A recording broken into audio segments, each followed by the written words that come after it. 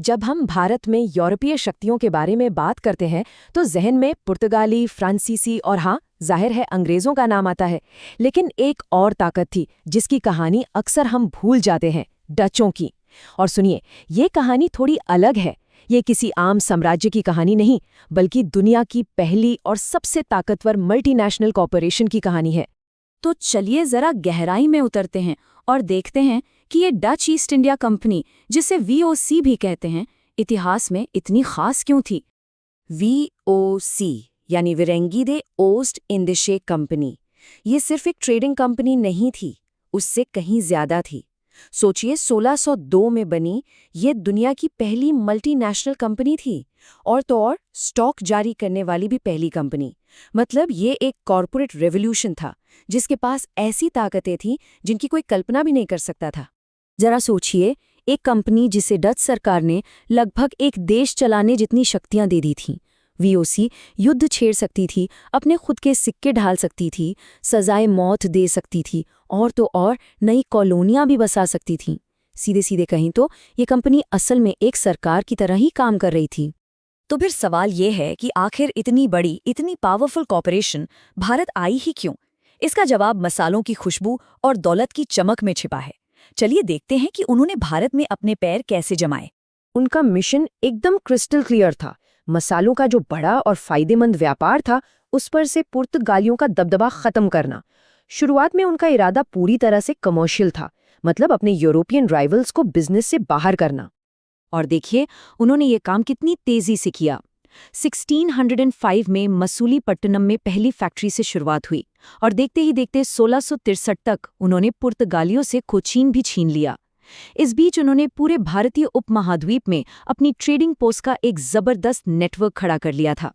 और ये सिर्फ मसालों का खेल नहीं था।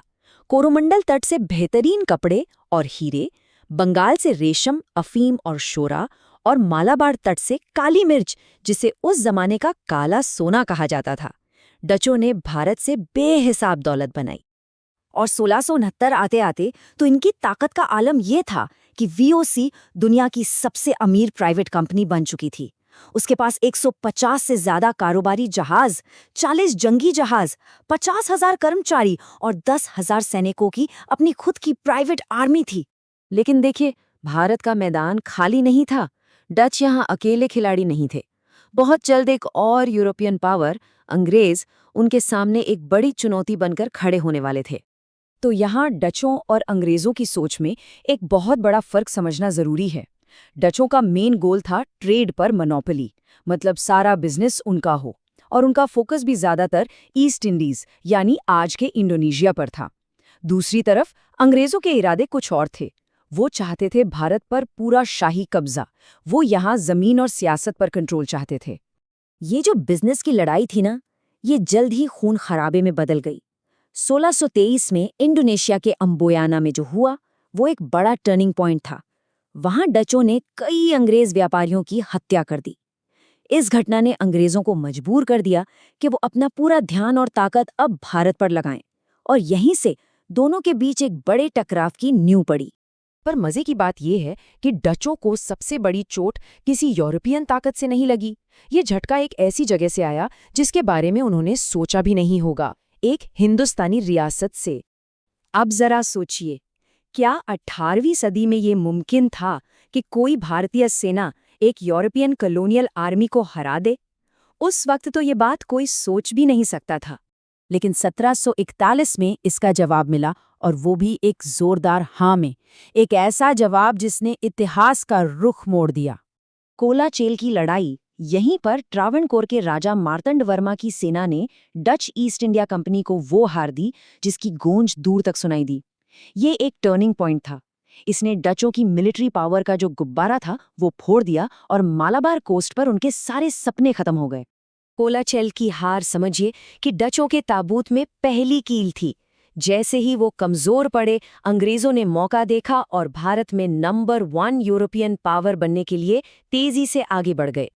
और इसके बाद तो डचों का पतन बहुत तेजी से हुआ। पहले 1759 में बेदेरा की लड़ाई हुई, जहां अंग्रेजों ने बंगाल में उनकी कमर तोड़ दी।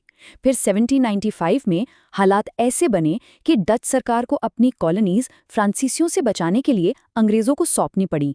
और आखिरकार 1824 की एंग्लो डच ट्रीटी, ये आखिरी फैसला था। भारत में जो कुछ भी डचों का बचा खुचा था, सब अंग्रेजों को मिल गया और 1825 तक डचों का नामो निशान भारत से मिट चुका था। तो भारत से डच साम्राज्य तो खत्म हो गया, लेकिन वो अपने पीछे एक ऐसी चीज छोड़ गए जो आज भी हमारे साथ है। उनका बनाया हुआ वो रेवोल्यूशनरी कॉर्पोरेट मॉडल जिसने दुनिया के कारोबार करने का तरीका ही हमेशा के लिए बदल दिया। Officially Dutch east India company को 1800 में बंद कर दिया गया। युद्ध और भ्रष्टाचार ने इसे दिवालिया बना दिया था। लेकिन इसका डीएनए, इसकी छाप आज भी हर जगह है। जरा सोचिए, ग्लोबल सप्लाई चेन्स, अलग अलग बिजनेस में हाथ डालना, पब्लिक से स्टॉक के जरिए पैसा उठाना, ये सारे आइडियाज जो आज की बड़ी बड़ी मल्टीनेशनल कंपनीज इस्तेमाल करती हैं, इनकी नींव तो वीओसी ने 17वीं सदी में ही रख दी थी। तो ये सब हमें एक बड़े सवाल पर लाकर खड़ा करता है। इन 400 सालों में क्या ग्लोबल कॉरपोरेशंस का मिजाज वाकई बदला है, या बस चेहरा बदला है, तरीके वही हैं? ये सवाल कॉरपोरेट ताकत और उसकी जिम्मेदारियों पर आज भी उतना ही जरूरी है जितना तब था।